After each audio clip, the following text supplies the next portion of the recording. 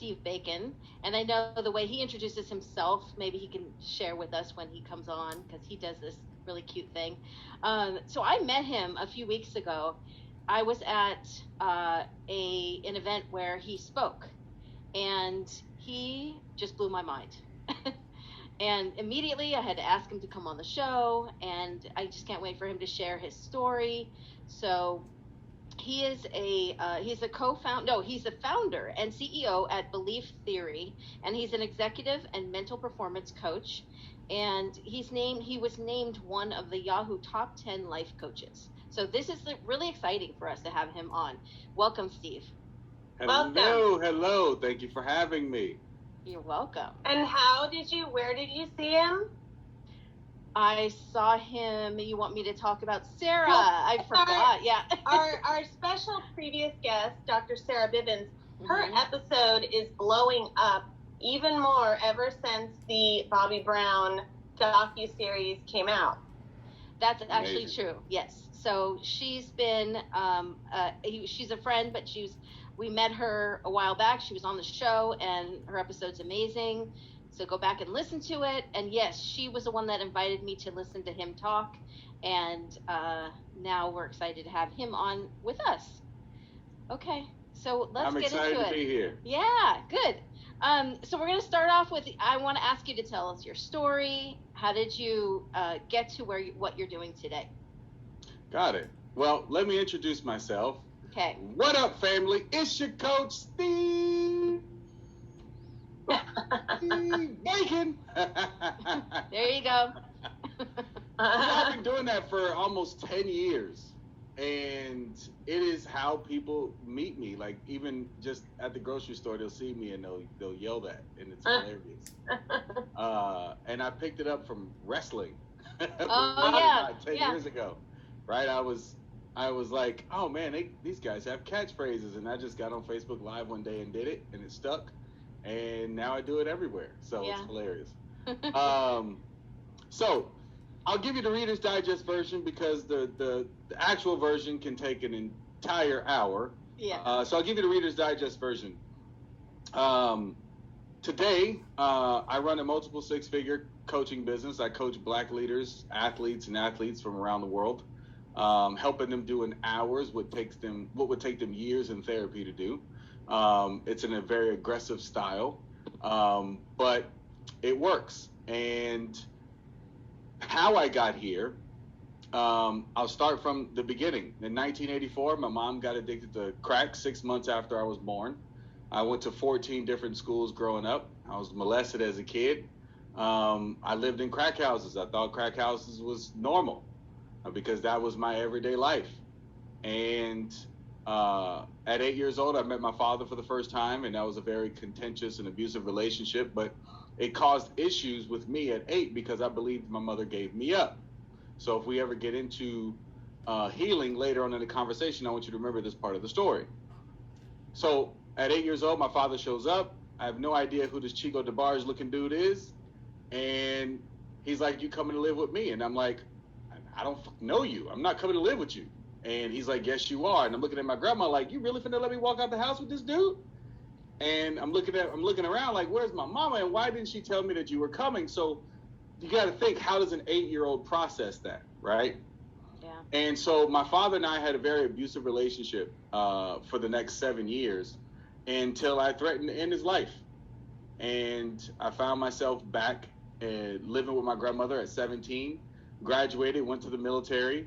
I figured if I got away from everybody, then everything would be okay. Well, unfortunately, wherever you go, there you are. And all my trauma followed me. And I got married to the first girl who said she loved me at 17. And then I physically, mentally, and emotionally abused her until she got the courage to leave. Not proud of it. It's just part of the story. And when she finally got the courage to leave, I did what any sane, rational human being would do. I put a loaded gun in my mouth and pulled the trigger. And the only thing that saved me was God, because I have no idea why that gun didn't go off. I come up with reasons, but to be honest, I have no idea. Yeah. I realized in that moment, though, it was instant regret. I didn't want to die. I just didn't know how to live. Yeah. So I prayed for things to get better, and unfortunately things got worse. They put me in anger management after that. And the funny part about me being in anger management was I was going to the meetings going, well, y'all the ones that are bitches. I got justified reasons why I'm angry. Yeah. Yeah. Nothing wrong with me, right? Yeah. And then I just started drinking to get drunk because I still had all this pain and I didn't know what to do with it. I had no contact with my mother or my father. And so I was 3,000 miles away from anybody I knew and going through all this by myself. Unfortunately, got in trouble with the cops, became a felon at 19, and that ruined, what career I had left. And then married the second girl who said she loved me at 19. Wow. Right? Or 20 years old, one of them.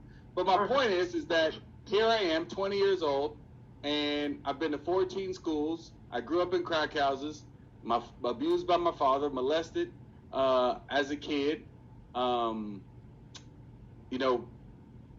tried to commit suicide, married twice, anger management issues, a drunk, all before my 20th birthday. Yeah. And I met this guy named Hank who introduced me to personal development. And he said one thing to me. He said, 18 years ago, he said, if you just change what you see about yourself or how you see yourself, everything would change. I had no idea what he meant, but I knew two things. One, I wasn't going to try to kill myself again. And two, I wasn't trying to spend the rest of my life working at Burger King or as a construction worker because I'm way too fucking dainty for that. I'm too pretty for that. So he was like, if you become an entrepreneur, you can write your own ticket. But in order to build a bigger business, you have to become more as a person. And that started this 18-year fascination with personal development. And it's been about 300 grand invested since, and thousands of hours of study. And wow. You came up with something brilliant in all of that. Kim, ask him. She was telling me that your end all be all is the belief theory and that it's this profound way of healing people. So can you give us any little hints as to what that is? Yeah, so people are full of shit, and let me tell you why.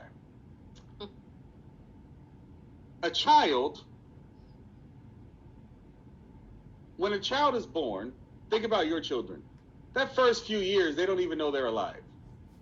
They're just in pure bliss. They're in Eden, right? Which is not a place. It's a state of being, right? And then one day, conscious awareness kicks in. And that's like waking up out of a coma with amnesia. It's kind of just like, what the fuck? Who am I? Where am I? Why am I? And that becomes the innate question. Even if they can't verbalize it, that's still the innate question. Oh, not sure what happened. There we go. That's still the innate question. And so they start looking to their environment for those answers. It's like when my wife had to write a thesis for a master's degree. She had to pick a problem, pose a question, do a bunch of research, come up with a conclusion. And then her conclusion was all the research and cited sources, right? Well, children do the same thing. Once they kick into a self-awareness and the thesis question becomes, who am I?